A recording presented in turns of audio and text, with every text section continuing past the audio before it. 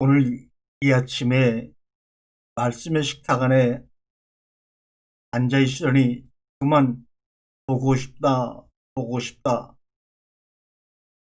라는 생각이 듭니다. 이 말씀의 주인 되시는 그분을 보고 싶다, 보고 싶다. 이 보고 싶은 마음을 어찌할 수가 없습니다. 또한 이 말씀의 양식을 같이 나누는 볼 수 없는 여러분들을 보고 싶다, 보고 싶다. 우리의 얼굴 하나야 손바닥 둘로 가리지만 이 내 속에 보고 싶은 마음 하늘만 하니 가릴 수 없어 눈 감을 수밖에 없다는 생각을 하고 눈을 감고 이 방송을 통해 함께 식사를 나누는 여러분의 얼굴을 떠올려 보면서 상상해 보면서 그 말씀해 주인 그리스도를 만나고 있습니다. 그렇게 보고 싶은 그 말씀이 나에게 찾아오셔서 여러분을 향하여 가도록 오늘 이 자신의 목소리와 몸이 하나의 길목과 징검다리가 되어지고자 오늘도 이 자리에 부족하지만 앉아서 입을 엽니다. 오늘 우리가 여러분과 함께 나눌 말씀의 양식은 창세기 1장은 천지 창조 이야기를 통해서 나를 완성시켜가는 이야기네. 창세기 1장은 천지 창조를 통해서 나를 만나는 이야기네. 창세기 1장은 천지 창조를 통해서 흙으로 빚은 나를 창조의 나로 못함으로 만드셔서 복을 주시는 이야기네 하는 것을 여러분과 함께 이 소리를 통해서 세계 중에 공기의 도움을 받아 여러분의 영혼의 식탁 속에 전달하고자 합니다. 사랑하는 성도 여러분, 여러분이 창세기 1장을 통해서 나를 만나기 전에 나를 완성을 시켜가는 이 이야기를 만나기 전에 교리를 만나면 문제가 생깁니다. 나도 하나님도 알지 못하게 됩니다.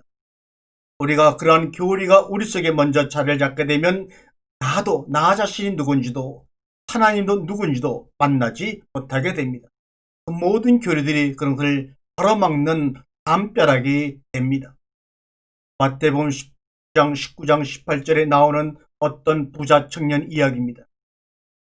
이 부자 청년은 자기 마음처럼 사랑으로 하는 게 아니라 계명으로 순종하는 것을 배웠습니다. 온 마음을 다해 사랑하는 것이 아니라 계명을 순종하는 것으로 구원받는 줄 알았습니다. 그러나 주님은 이것을 인정치 않으셨지요. 자기 자신을 사랑하는 법을 배우기 전에 계명 사랑하는 것을 먼저 배웠습니다. 믿는 것을 먼저, 믿음이라는 것을 먼저 강요받았습니다. 그래서 주님은 그것 아니야 말합니다. 네가 만나야 될 실체를 만나게 해줄 거야. 그 실체가 바로 너와 이야기하고 있는 나란다. 주님이 말씀하고 있는 것입니다. 부자 청년과의 대화 속에서 나를 만나면, 나의 진실한 참나를 만나면, 나를 사랑하는 법을 깨닫게 되면 전도서 11장 9절의 말씀이 이루어집니다. 마음에 기뻐하며 마음에 원하는 길들 내 눈에 보이는 대로 행하게 되는 것을 봅니다. 솔로몬 왕 이후 여로보암 때부터 시드기야 왕까지의 시대를 살펴보면 우상 숭배가 만연했고 사람을 인신제물로 바쳤습니다. 그 사람을 갖다가 자기의 자식을 항아리에 넣어 태워서 하나님께 바침으로 자신들의 믿음을 증명하였습니다.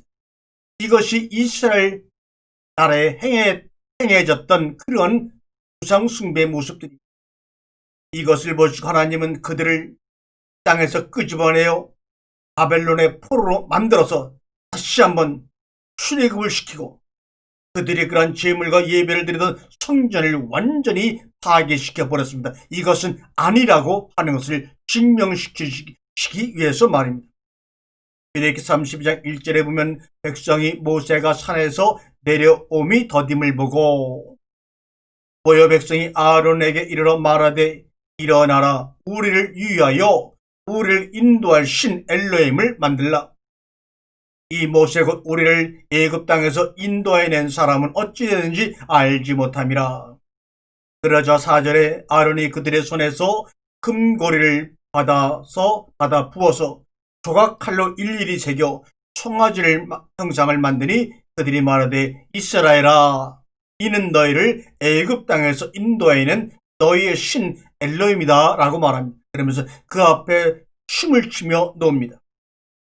산에서 하나님으로부터 십계명을 받아 내려온 모세는 이 소리를 듣고 이 장면을 보고 두 돌파를 깨트리면서 송아지 형상을 부시면서 아론에게 물어봅니다. 이게 어찌된 일이뇨? 라고 했더니 조각칼로 새겨 송아지 형상을 분명히 만들었다고 4절에 이야기하고는 이 아론이 24절 이 모세 질문에는 아니야 그렇게 흥분하지 말어. 내가 그들이 갖고 온 이 금붙이들을 불 속에 던졌더니 이 송아지가 나온 것뿐이야. 어떻게 이렇게 뻔뻔할 수가 있습니까? 바로 이것이 우리의 모습 아닌가요? 왜 세상의 모든 종교가 소를 신처럼 숭배합니까? 참으로 신기한 일이죠. 소는 죽도록 누구를 위해 일하나요? 우리를 위해 일하고 우리를 위해서 존재하는 것이 신임 소입니다. 그래서 우리를 위해 살아가는 대표적인 존재가 바로 소입니다. 소는 살아서 무엇으로 우리를 섬기나요? 노동력과 젖으로 우리를 섬깁니다. 소는 죽어서 무엇으로 우리를 섬기나요? 가죽과 온갖 고기와 뼈다귀까지도 남김없이 우리를 위해서 사용됩니다. 그래서 우리를 위해서 죽어서도 살아서도 우리를 위해서 우리를 위한 신이 되라고 소가 신의 상징이 된 것입니다. 이처럼 하나님을 향하여 살아서뿐만 아니라 죽어서도 우리의 죽음을 책임지고 우리의 노후를 책임지고 우리의 영생을 책임지라고 하나님 앞에 강요하고 있는 이 뻔뻔하고 벌의 냄새가 풍기는 썩은 인생들아, 나를 위해서 노동해주고 나에게 예수의 이름을 빌려줘서 그 이름으로 내가 이 세상에 필요한 모든 것을 응답받도록 하여주고 내 믿음을 완성되도록 도와줘. 나를 위해 온몸을 바쳐 먹여주시고 입혀주시고 죽음 이후에 세상까지도 책임져 주시는 나를 위하시는 하나님, 이것이 바로 우리 주변에서 섬기는 하나님의 모습이 아닙니까? 그러니 이름만 바꾸었지 소를 신으로 섬기는 고대 근동의 사람들이나 지금도 우리가 섬기는 하나님의 모습은 이름만 바뀌어있지 같은 것 아닙니까? 그래서 히브리어 알파벳의 가장 처음 알파벳이 바로 알렙, 그 뭡니까? 황소를 의미합니다. 또는 하나님이라는 용어로 쓰이는 알파벳입니다. 이미 그들의 글자 속에 하나님과 소는 하나로 동일시되었다는 것을 그들의 히브리의 글자에서도 분명히 우리에게 보여주고 있습니다. 겉으로는 내가 하나님을 숭배하고 섬기는 것 같지만 또 고대 근동 사람들이 겉으로는 소를 숭배하고 섬기는 것 같지만 그들의 내면 속으로는 썩어진 굳어진 마음으로는 나를 위해 일해주고 양식을 제공해줘. 그래서 내가 너를 유하고 섬기잖아, 빌기도 하잖아. 그러니 아무 불만 갖지 말고, 이렇게 인간들의 잔대가리가 하나님을 향하여 싸움을 걸고 있는 것입니다. 그래도 묵묵히 우리를 섬기시는 하나님의 사랑을 안다면 거기에 굴복하지 않을 사람 하나도 없을 것입니다. 이 사람들의 엘로힘의 관념은, 이 사람들의 하나님에 대한 관념은 나를 위해 노동해 주시는 하나님, 나의 믿음에 응답하고 화답하신 하나님, 나를 위해서 먹여주고 입혀주신 하나님, 나의 사업까지도 책임져서 나를 죽음에서 일으켜서 하늘나라로 인도하는 하나님, 이것을 취급한 이스라엘 백성들은, 또 우리들은 어디서 이런 못된 먹은 내용을 믿음으로 알고 신앙생활을 하는 것입니까? 바로 세상에서 토두를 신으로 숨기는 세상의 우상숭배 마음에서 이런 것들을 알고 배웠습니다. 아니라고 이렇게 배웠어도 아니야. 그것은 이렇다고 해석하여 자신들의 신앙을 만들어 가고 있었던 것입니다. 이스라엘들은 종교의 노예였습니다. 하나님을 섬긴다고 하지만 그들은 실제로 종교의 노예였습니다. 노예라고 하는 것은 자유와 자기 권리를 포기하는 대신 안정된 철밥통이 보장되기를 원하는 것입니다. 그러나 광야로 나오는 순간 자유와 자기 권리가 회복되어지지만 대신에 불안한 미래가 다가옵니다. 그런데 광야로 나와보니 거기에 진짜 하나님이 존재하는 것을 경험케 됩니다. 그래서 광야에서는 자기 자신이 이 자유와 책임이 따르는 것입니다. 자기의 삶에 대한 자유와 책임이 따르는 것입니다. 자유와 책임 안에는 사랑과 소망과 희망이 불투명이 불확실히 함께하는 것입니다. 빛과 어둠이 공존하는 것입니다. 하늘의 만나와 메추라기와 독사와 정갈이 함께하는 것입니다. 참 자유가 무엇인지, 진리가 너희를 자유케 하려는 자유케 해주는 그 진리가 무엇인지 모르니 안정을 추구할 수밖에 없지요. 모든 것이 끊어지면 비로소 우리는 참 자유를 느끼며 진리 안에 들어갑니다. 진리의 풍김을 강함을 경험하게 됩니다. 광야로 나와서 자유의 대가를 누구든지 치러야 하는데 바로 안정을 추구하고 말기에 원망과 불평이 나오는 것입니다. 그 신을 이용해서 그 하나님을 이용해서 하나님으로 만든 소의 형상을 이용해 안정을 취하려고 해서 서로 엘로힘을 만들었던 것입니다. 그리고 글자까지도 첫 번째 글자를 소를 상징하는 엘로힘 알렙이라는 글자를 상소 겸 하나님을 의미하는 글자로 만들어서 쓰고 있고, 지금도 히브리 글자의 첫 번째 알파벳은 알렙이라고 하는 소를 의미하고 하나님을 의미하는 바로 그런 기호입니다. 창세기 3장 5절에 눈이 밝아져 소를 하나님으로 본 것입니다. 자기를 위해 존재하는 신으로 본 것입니다. 그리고 결국에는 자기가 신이 되어버리고 말지 않습니까? 그 당시 사람들이 믿던 하나님은 바로 소의 형상으로 그들 앞에 나타났습니다. 이것은 내가 원하는 방식으로 나를 위해 주세요. 당신이 필요로 하는 것을 나에게 주지 말고 내가 당신께 부탁드리는 것, 그것만 나를 위해 해주세요. 그러나 그 기도를 들으시는 우리 하나님은 나를 위하시지만 내가 원하는 방식으로, 내가 부탁하는 방식으로 기도에 응답해주고 하시지는 않습니다. 내가 원하는 방식으로 존재하는 하나님은 참 야훼 하나님이 아니라 바로 소입니다. 소를 형상한 바로 그 소입니다. 하나님의 방식은 내 안에, 여러분의 영혼 안에 로고스, 말씀, 진리를 집어넣으셔서 내 안에 혈과 육과 골수를 찔러다 쪼개고 불러 태워 버리시는 하나님입니다. 또한은 완전히 정반대의 방식입니다. 하나님의 말씀이 내 안에 임하면, 하나님이 내 안에 임하시면 내가 원하는 방식으로 못 사니 고난이 온다고 하는 것입니다. 예수 믿고 더 어려워졌네라고 불평을 하는 것입니다. 내가 원하는 방식은 생명의 방식 아닌 선악의 방식으로만 가게 되어 있기에 하나님은 거기서 여러분을 끄집어내어 고난의 풀물 속에 집어넣어 정금처럼 새롭게 여러분과 저를 만들어 가시는 겁니다. 요한복음 1장 1절 그 말씀이 하나님을 향하여라고 말합니다. 하나님을 향해 존재하고 있으면 그 존재 자체를 하나님은 호로고스, 그 말씀이라고 우리를 칭해 주시는 겁니다.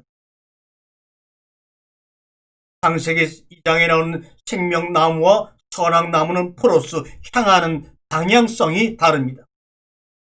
생명나무는 내가 하나님을 향해 가는 게 아니라 하나님을 향해 존재만 하고 있으면 됩니다. 내가 에임이 존재로 있게 되면, 내가 존재라는 그 미완료로 있게 되면 그분 하나님께서 거룩한 성령으로 오셔서 다 채워주시고 완성을 시켜주십니다. 그런데 선악지식이 내게 들어와 있으면 내가 원하는 대로, 내가 원하는 방식대로 응답하지 아니하고 나에게 오히려 고난을 주기 때문에 하나님을 마귀로 보고, 그래서 그 하나님을 찔러 쪼개서 태우고 죽입니다. 소를 하나님으로 봅니다.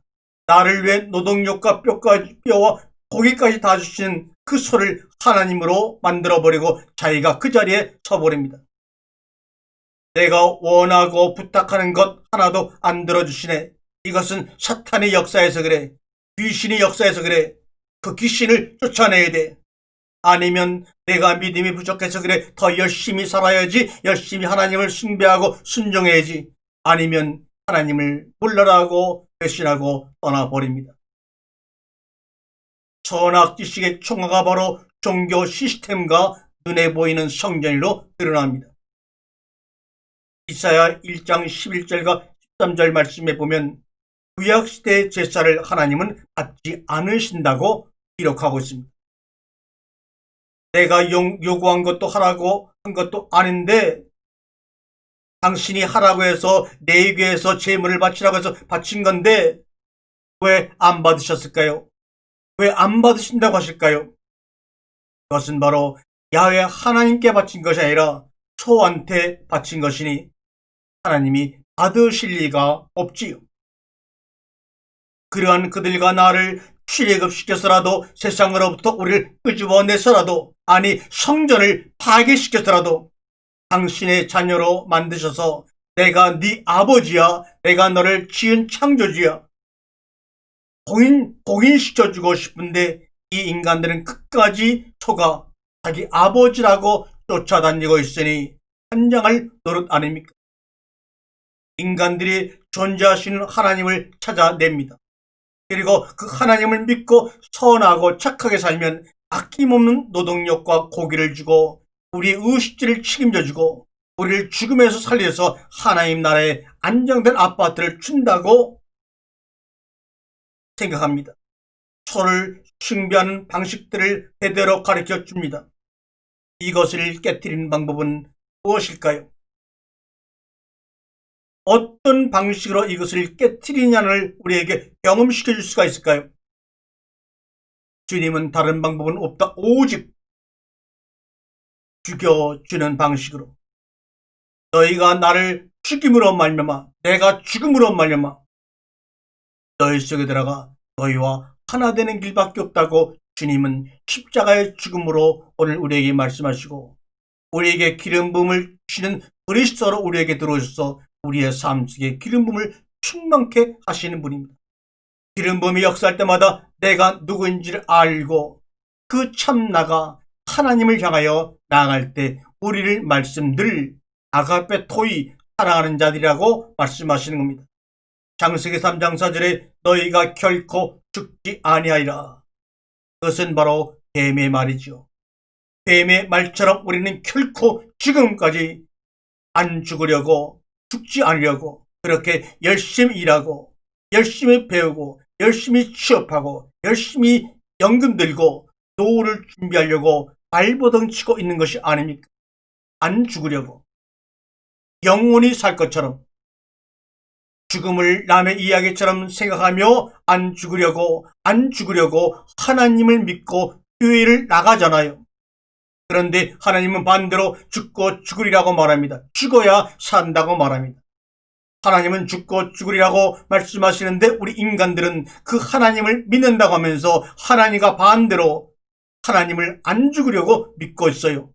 이러니 그 하나님이 소지 어떻게 야훼 하나님일 수가 있냐 그 말입니다. 예수님은 하나님을 우리들에게 아버지라고 소개하시면서 정작 본인은 죽어버리지 않습니까? 우리가 알고 있던 신의 모습과는 아주 정반대의 모습을 취해서 죽어버립니다. 우리가 먹었던 선악지식을 다 토해내려면 역순으로 가야 되는 것입니다. 살려고 하지 말고 완전히 죽어야 합니다. 그래서 스스로 죽지 못하니까 하나님의 아들 자기 자신을 십자가에 달려서 죽게 함으로 말미암아 우리도 함께 거기에 달려 죽여버린다니까요. 나를 죽여주세요. 나를 죽여주세요. 하나님을 향해 존재하고 있을게요. 이것이 요한복음 1장 1절의 숨은 행간의 내용입니다. 그 죽음에 대한 보상을 우리에게 예수님이 온 몸으로 보여주셨잖아요. 첫 번째가 부활입니다. 두 번째가 육신의 목숨이 끊어지기 전까지는 너는 내 사랑하는 아들이요 내 기뻐하는 자라는 고백을 끊임없이 하고 우리에게 그 음성을 사람 속에 숨겨 지금도 들려주시잖아요. 우리가 날마다 죽음으로 그 죽음에 대한 보상으로 우리를 죽음에서 부활시켜 그 창으로 끌어올리시고 그 창으로 들어가기 전까지는 하루도 분도 초도 쉬지 아니하시고 너는 내 사랑하는 아들이야 내 기뻐하는 자는 고백을 통해서 우리의 삶이 좌절되지 않도록 붙잡아 주시잖아요. 마가복음 1장 12절에서 40일 금식이 막 끝난 예수를 하나님은 성령을 통하여 광야로 내몰아 시험을 당하게 하십니다. 사랑한다고 고백해놓고 너는 내 사랑하는 아들이여 내 기뻐하는 자는 엄청난 고백을 하늘로부터 듣게 만드셔놓고 즉시 그를 광야로 내몰아 40일을 굶겨버리잖아요. 그런 것을 보고 많은 사람들은 이들이 믿는 하나님은 착한 신이 아닌 것 같아, 변덕쟁인 것 같아 라고 이야기합니다. 우리의 방식대로가 아닌 하나님 자신의 방식대로 우리를 섬기고 언약을 이루어 가심을 여러분 깨달으세요. 그러니 늘 내 뜻과 하나님의 뜻이 내 마음 가운데 들어요. 내가 마음은 원하지만 육신이 약함으로 이것을 감당치 못한다. 내 속에 나도 알지 못하는 마음이 충돌한다고 사도 바울은 고난 가운데 고백하지 않습니까? 사도 바울뿐만 아니고 여러분과 저뿐만 아니고 마태복음 13장 36절에 보니까 예수님조차도 그 하나님의 뜻과 육신을 입은 예수의 뜻이 충돌하니 그 고통을 견딜 수 없어서 고통스러우니 아버지여 이 뜻을 옮겨줄 수가 없습니까? 이것을 옮겨줄 수가 없습니까? 고백하지 않습니까? 소 같은 신, 우리가 자로가 하면 부로가 하면 우리가 말하는 대로 다 따라가는 그런 세상에 소를 섬기는 신들, 소를 섬기는 그 인간들, 자로가 우로가 나에게 가죽을 줘, 뼈를 줘, 살을 줘 하면 다 그대로 자기를 죽여서까지 우리 말을 듣는 우리 기도에 응답하는 얼마나 이 소가 착한 신이야. 그리고 알렙이라는 글자로 히브리 기호 속에 남아 있습니다. 그들이 소를 섬겼다는 증거로 하나님은 그 소를 상징하는 알렙이라는 글자를 없애버리지 아니하고 히브리 첫 글자로 이스라엘 백성들이 기억하도록 만드셨습니다. 내가 원하는 방식대로 나를 섬기는 신이야. 이런 기도 안 하고 사는 사람이 있습니까? 예수님도 마지막에 이렇게 기도했어요. 그러나 나의 원대로 마옵시고 아버지 원대로 하옵소서. 아버지 뜻대로 행한 것이 아니라 아버지 뜻대로 행하라고 기도만 한 것입니다. 자신이 아버지의 뜻을 행한 것이 아니고 아버지의 뜻대로 행하라고 말씀하신 것입니다. 행한 것과 행하라고 한 것은 전혀 틀립니다. 이것이 바로 요한복음 1장 1절의 뜻입니다. 아버지를 향해서 존재만 하고 있을 뿐이에요. 그랬더니 아버지가 신실하게 섬기셔서 자신을 죽임으로 우리 가운데 그 로고스 진리를 완성해 놓으시잖아요. 소를 하나님처럼 생겼던 이방의 모든 이들, 지금 현대 모든 이들은 나를 위해서 존재하고 만들어 놓은 것이 바로 소 하나님입니다.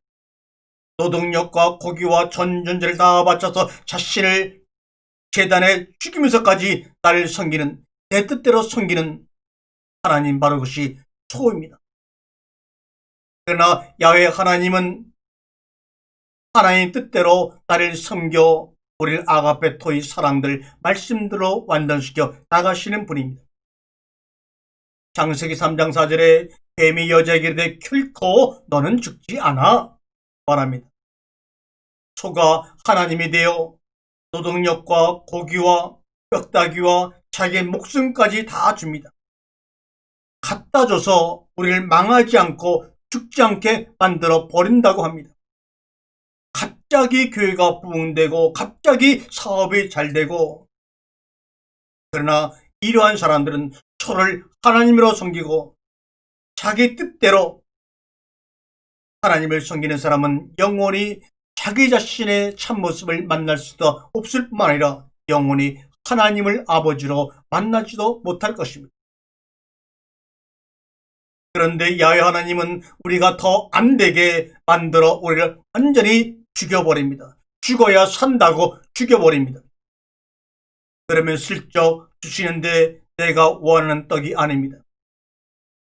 당신의 입에서 나오는 말씀만 날마다 나에게 식탁에 차려 주십니다. 우리는 지금 뭐가 필요합니까? 40일 동안 세상에 광야라는 땅에 나와서 아무리 노력해도 되는 것이 없고 날마다 의식지를 걱정하고 자녀의 문제를 걱정하고 노후를 걱정하는 나에게 무엇이 진정 필요합니까? 그런데 필요한 떡과 의식주와 노후의 준비와 자녀의 취업을 해결해 주지 아니하시고 말씀을 주시니 이거 어떻게 이해하고 받아들여야 합니까? 하나님의 입에서 나오는 모든 말씀으로 살리라고 말씀하시니 이것을 우리가 보고 어찌 황당무계하다고 하지 않을 수가 없습니까? 그래도 여러분 다시 한번 말씀을 바라보세요. 말씀을 먹고 소화시켜 보세요. 여기서 좌절하고 낙담하고 속았던 하나님을 여러분 뜻대로 섬기는 하나님을 섬기지 마시고,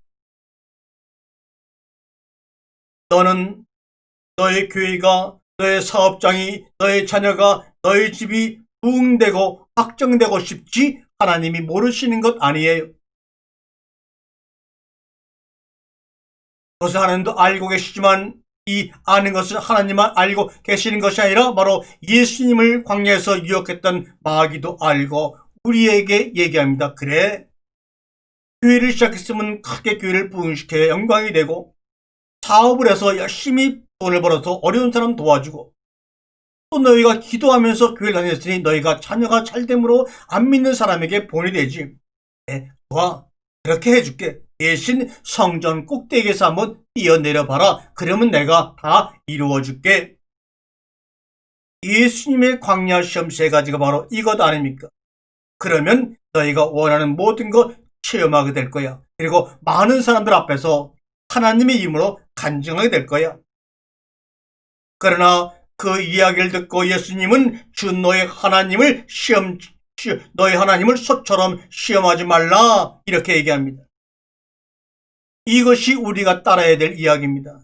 이것은 남의 이야기가 아니고 바로 나의 이야기입니다. 예수가 당한 시험이 아니라 우리가 날마다 당하고 있는 시험의 이야기입니다. 선악은 무엇을 위해 휘두를까요? 죽고자 하는 자는 살려줍니다. 살고자 하는 자는 죽여주는 것이 선악의 무기입니다. 이게 바로 창세기 3장 4절 뱀이 여자에게 이르되 너희는 결코 죽지 않는다고 하는 이 뱀에 대한 이야기를 하나님은 말합니다. 아니야, 결코 죽지 않는 것이 아니라 죽고자 하는 자는 살려주고 살고자 하는 자는 영원히 사망 가운데 몰아들 것이라고 대답합니다. 요한복음 10장 17절과 18절 말씀에 보면 아버지께서 나를 사랑하십니다. 내가 내 목숨을 다시 얻기 위하여 내가 기꺼이 내 목숨을 버리기 때문입니다 라고 고백하고 있지요. 흙으로 빚은 흑생명 사한혼이 창조의 생명으로 거듭나기 위해, 구원받기 위해, 영생을 얻기 위해 이게 죽음이야. 그리고 부활이지. 다시 말하면 아버지의 품에 안기는 겁니다. 흙으로 빚은 흑생명 사한혼이 죽고 반드시 죽음으로 말씀으로 창조의 생명으로 거듭나 그 나라 가는 것, 그 아버지 품에 숨기는 것, 이것이 바로 부활이요 사랑이라고 하는 것입니다. 굳은 땅, 죽은 것 같은 땅에 거기에도 자그마한 씨앗이 떨어져 민들레꽃이 피고 진달래가 피고 개나리가 피고 사과와 복숭아 수많은 열매들이 해마다 열리고 있는 것을 보지 않습니까? 하물며 내 몸이 하늘의 씨앗이 되어 땅에 떨어져 완전히 죽는 것 같고 겉사람이 볼 때는 부패하고 실패한 같이 보여도 말씀이 떨어지면 꽃피고 열매 맺지 않을 수 없는 것입니다. 그것이 영원토록 말입니다. 그래서 오늘도 여러분에게 씨앗을 먹임으로 말미암아 말씀을 먹임으로 말미암아 말씀을 먹은 여러분의 크게 몸이 땅속에 온전히 죽음으로 새로운 창조의 생명으로 거듭나 어떤 사람은 개나리로 어떤 사람은 사과로 어떤 사람은 바나나로 어떤 사람은 민들레로 진들레로 다양한 12가지 생명과의 모습으로 이 땅을 다양하게 살아가는 것입니다. 사랑하는 여러분, 아무리 어렵더라도 소망을 버리지 마세요. 소망을 갖고 계세요. 소망이라는 뜻은 글자를 풀이하면 모인물이 되는 것입니다. 모인물들이 되어봐. 말씀을 가지고 있는 여러분과 저희들이 모여서 모인물들이 되어봐. 말씀이 되어봐. 말씀이 한쪽으로 모이게 되면 거기서 생명의 땅이 보이는 것 아닙니까? 아래쪽의 물들이 한쪽으로 모이니 모인물을 바다라고 했고 그 모인 물에 인해서 드러나는 그 묻힐 땅이라고 하지 않았습니까? 천하의 물이 한쪽으로 모이는 것, 그게 바로 소망이야. 여러분과 제가 이 말씀을 듣고 그 말씀들이 한쪽으로 모여서 공감하며 함께 살아나가며 하나님을 경배하며 우리가 서로 사랑할 때 바로 그게 소망이야. 그러한 소망으로 가는 과정, 천하의 물이 한쪽으로 모이는 과정을 믿음이라 하고 있는 것입니다. 산을 옮기고 물을 옮기는 그게 바로 믿음이야. 이 모든 과정을 하나님은 사랑이라 말씀하시는 겁니다. 천하의 물이 한쪽으로 모이게 되면 빛이 드러납니다. 땅이 보입니다. 그것이 바로 내가 어디에서 온 누구인지를 알게 되는 믿음의 과정이요 바라는 소망입니다. 사람들의 가슴에 심겨진 생명의 씨앗을 키우는 일이 이 땅에 온 저의 책임을 저는 어느 날 배웠습니다. 그것을 배운 저 자신의 겉모습을 바라보니까 완전한 실파자였습니다. 손에 쥔 것 아무것도 없습니다. 그러나 이 책임이 얼마나 귀한 것을 알 때 나는 내 자신을 발견할 수가 있었습니다. 여러분도 마찬가지입니다. 봄볕이 대지에 붙여있던 생명의 씨앗을 키우듯이 말입니다. 여러분과 저는 그 길을 향해 함께 한쪽으로 그 말씀들이 모이는 그러한 역사 가운데서 우리를 바라보는 모든 사람들이 자신이 어디에서 온 누구인지를 알게 할 것입니다. 우리 그리스도인의 삶은 이기는 데 있는 것이 아닙니다. 능력을 펼쳐서 큰 일을 하는 데 있는 것이 아니라 우리는 패하는 데 있고 죽는 데 있습니다. 끝없이 패배하는 삶을 한없이 날마다 긍정하면서 끝까지 포기하지 않는 삶이 우리의 운명이 되어야 합니다. 나는 믿습니다. 우리는 패배하고 하나님은 승리하며 나는 날마다 죽지만 하나님은 우리를 다시 살려내신다는 진실을 말입니다. 나는 패배해도 하나님은 결코 패배하지 않는다는 사실을 믿을 때 우리의 삶은 기쁨이요 든든히요 감사합니다. 말씀이 땅에 떨어져 죽는 것, 씨앗이 땅에 떨어져 죽는 것, 여러분과 제가 땅에 떨어져 죽는 것, 이 과정에서 나도 함께 죽었다고 쳐주시는 것입니다. 땅에 떨어진 미랄이 하나가 되어 내가 예수와 땅에 묻혀 하나가 되어 이 말씀은 나와 예수가 하나가 되었다는 것이지요. 하나 되어 새로운 생명을 출산하는 것입니다. 예수가 십자가에 돌아가실 때도 함께 십자가에 묻혀 떨어짐으로 그래서 예수 안에가 하나가 되므로 이 땅에 수많은 생명을 출산하는 어머니가 되고 신부가 되는 것입니다. 16세기 스페인의 로엘라 성의 이나시오는 모든 것이 당신들에게 달린 것처럼 행동하세요. 그리고 모든 것이 하나님께 달린 것처럼 믿고 행동하세요. 이 믿음이 있는 자만이 크게 넓게 행동할 수가 있답니다라고 이야기했습니다. 빛은 땀 흘림의 대가입니다. 막 돋은 부활의 해가 더 밝게 빛나려면 땀을 흘려야 합니다. 여러분의 몸을 통해 땀을 흘려야 합니다. 소금은 아래로 흘러 내려감의 결과이지요.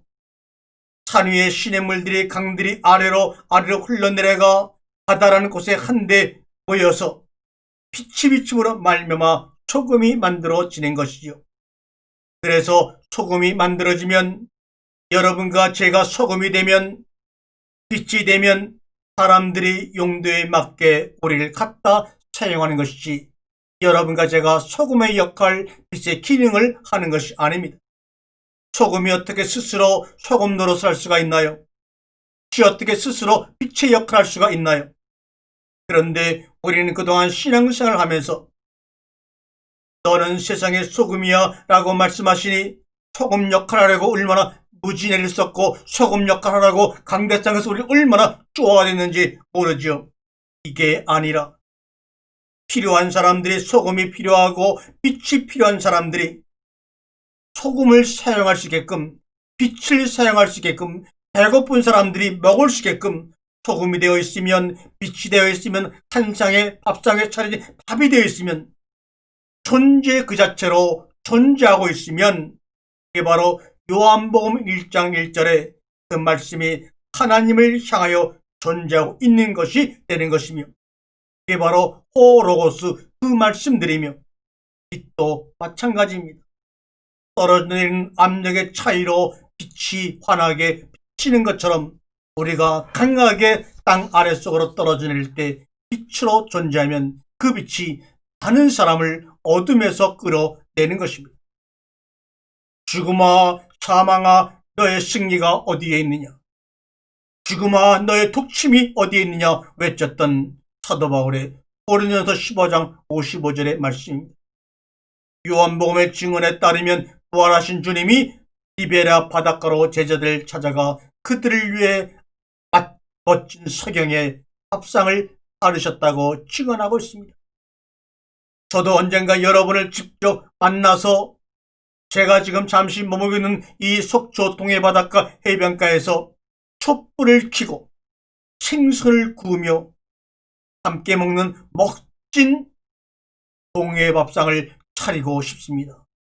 빨리 오세요. 빨리 만나기를 원합니다. 보고 싶어요. 보고파요.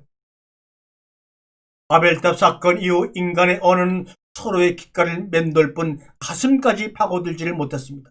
바로 이것이 하나님 말씀하신 대로 바벨탑 사건의 결과로 인간들의 언어가 갈라졌다고 수많은 언어로 분화됐다고 하는 것입니다. 아무리 수많은 언어가 있고 문자가 있다 할지라도 서로의 귓가만 맴돌고 뇌에만 맴돌 뿐 서로의 마음까지 가슴까지 영혼까지는 파고들지 못하게 되었다는 것이 바벨탑 사건 이후의 인간들의 모습입니다. 하지만 주님을 저와 여러분 마음에 모시는 순간 우리는 잊어버렸던 원초적인 언어를 되찾게 됩니다. 생명의 소리를 다시 우리 마음 가운데 듣고 모시게 됩니다. 그것은 바로 공간의 언어요, 연민의 언어요, 사랑의 언어입니다. 말하지 않아도 통하는 언어가 바로 태초의 소리요, 생명의 소리요, 나를 부르는 소리입니다. 너는 나의 사랑하는 자요, 내 기뻐하는 자라 그 말입니다. 따라서 하늘나라의 새 방언, 공감의 언어, 연민의 언어, 사랑의 언어가 말하여지는 것에 평화가 깃드는 것입니다. 방언은 모두의 가슴에 미치는 따뜻한 공감의 언어를 의미하는 것입니다. 저는 이 밥상을 차려놓고 나는 날마다 감사한 죄를 짓고 살아왔구나.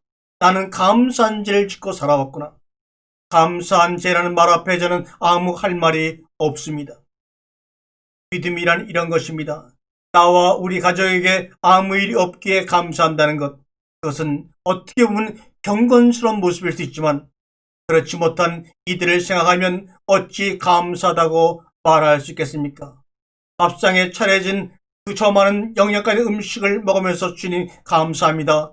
예수의 이름으로 기도할 수 있지만 그러나 오늘도 진흙으로 흙기를 만들어 먹으면서 배를 채우는 저 아이들을 생각한다면 어찌 감사하다는 것을 입 밖으로 낼 수가 있단 말입니까?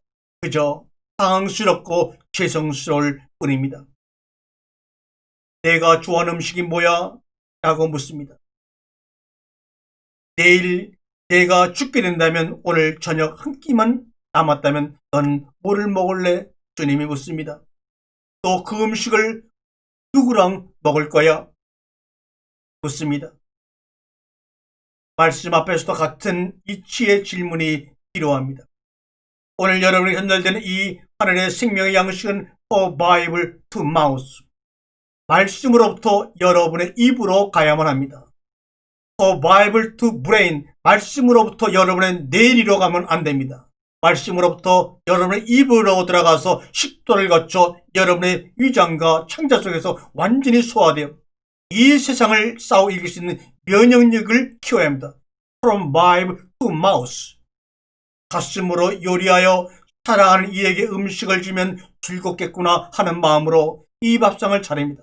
제가 이 밥상을 차리게 된 것은 날마다 아무 불평 없이 가난한 가운데서도 사랑으로 요리하여 가슴으로 요리하여 나에게 식탁을 차려주는 우리의 사랑하는 아내가 있기에 그 모습을 보고 묵묵히 배웠기에 오늘 이런 삶이 이러한 자리가 가능하게 된 것이라고 저는 고백하지 않을 수밖에 없습니다.